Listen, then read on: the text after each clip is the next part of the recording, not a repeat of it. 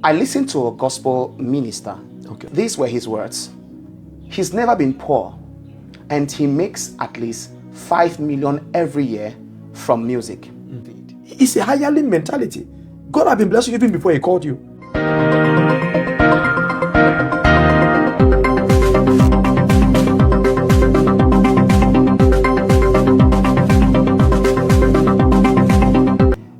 I listened to a gospel minister talk, I think a couple of hours or days ago, and these were his words.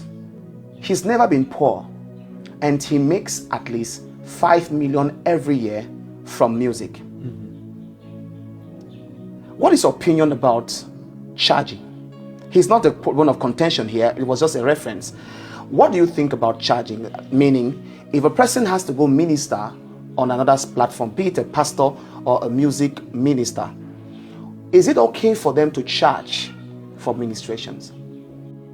Well, that will depend on him, on how he is exercising his gift and his ministry. If he ministers to the people and somebody is led to bless, he could have even more than 5 million per year. But if it comes to the sense that he places a demand before going to minister, and it is through that he gathers that money, then that is very wrong. There are pastors, music ministers that when you invite for a program, they tell you, sir, ma, you will have to give me $1,000 for my ministration. No, that's not ministry anymore. That's business. That person is not into ministry. That's a hireling. You know, that's a Gehazi. He's into gain and reward. He's not into ministry. You see, this thing called ministry, Apostle Allen, I'll tell you, I have privileged encounters with the Lord Jesus by his mercies. And in one of the encounters, he told me, Paul, there is nothing in this world that you should ever consider as your reward. He said, even if I give you billions in dollars and I give you private jets, he said, never consider it as a reward. It could just be a relief, a temporary relief for your assignment and what you're doing. He said, the reward I have for you is a crown that no angel has the capacity to carry and put on your head. And he says, secondly, is a phrase that no angel have the vocabulary to express. Only I can tell you, well done. He says, so never focus on anything material while you are executing your service as a reward. And I believe it's a mindset that we must have in ministry, and not to do things for future lucre, and not to try to exercise our gifting. What do you have that you didn't receive? The Lord credited you with these abilities so that you can inspire, edify, and push the kingdom agenda forward. And only the Lord can truly reward you. So when you begin to say you are placing a tax price on what you are going to render, you are limiting God and limiting your own destiny. And of course, Matthew 10 verse 8 stipulates clearly, heal the sick, set the captives free. Freely you have received, freely you should give. Now, most people will argue that they have invested into their crafts. They call it craft. They don't even call it the calling. They call it their job. They call it their business. And if you have to host them, you must pay for it. What direct response can you give to a young pastor out there who charges a specific amount for ministration, or a music minister who charges for ministration? What specific advice can you give to them at this point? My first to say that is a wrong concept totally in all its form.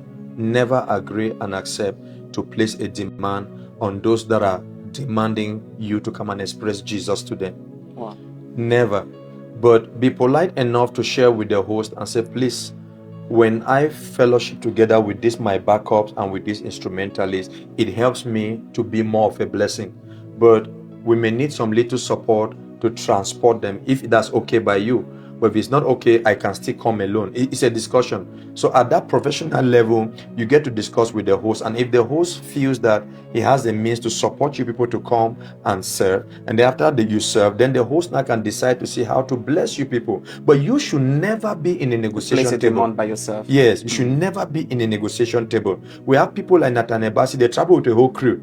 Dunsin Onyekan and all these big stars, they travel with a whole crew, but they never place a demand. And he also recounted of an experience he had, I think, in Kenya, where he got there and then he discovered that, you know, the income or whatever, his team wasn't catered for the way they should. He had to even pay the flight of the team back to Nigeria by himself. They are also very irresponsible hosts, Prophet. Who will not even care. Some will tell you, I'll call you back, and they never do. That's also a very wrong spirit that we need to clear out in the church. Yes. That spirit of treating people unfairly.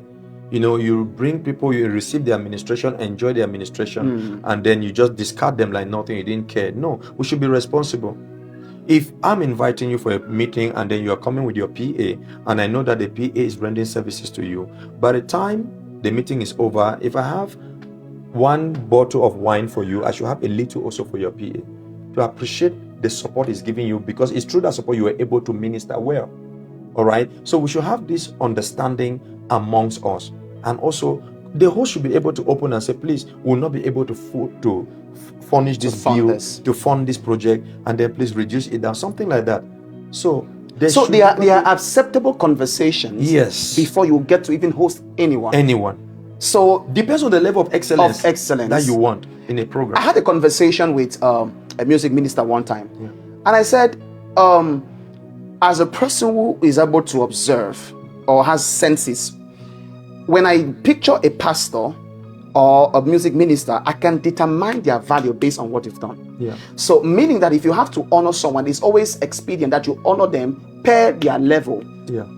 So they shouldn't come to your place and they feel like you rather brought them to the bottom. Yeah. So I believe that there is a necessity for ethical discussions on what the person is supposed to do before inviting a guest, while the guests are around, and at the departure of the guest, that I think a lot of people lack this knowledge. It is just basic ethical discussions that goes missing along the line. Yes. And then somebody's coming with a high expectation, and then he meets something below, and then he's offended. There should be basic conversations. Like you, the host, should be responsible first. If you're inviting someone, you should ask, what means will you be coming by? Are you coming by flight or by air?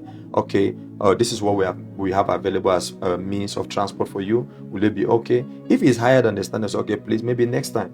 But for now, this is what we could afford. So that it doesn't bring these misconceptions. And then you as a minister going to minister somewhere, don't put too much burden on the people. Like you reach there, they have reserved a little room for you. And then you say, no, I want a bigger room. I want a 5-star. No, just for the sake that you want to serve the people there.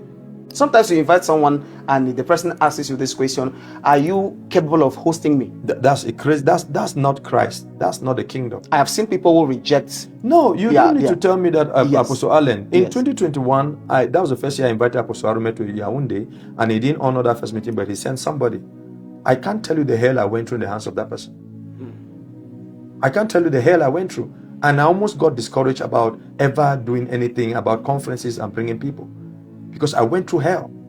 Everything we arranged, the person said, I don't want this, I want this, I want that, I want that. We were stressed at the end of the day for nothing. So these things needs to be corrected. And for me, anybody in ministry, never charge. Never charge. But if you have some needs, share with your host and say, please, can you be able to assist us in this area? I've gone for many meetings that I've refused honorarium. I've preached for many ministers. They will hear this podcast and they know. I've gone to many meetings and I finished preaching. I said, no, God bless you. I've paid my bills. In fact, during our election year last year, October, when they were locked down, buses were not moving. Yes. I had to drive from here to Manfi.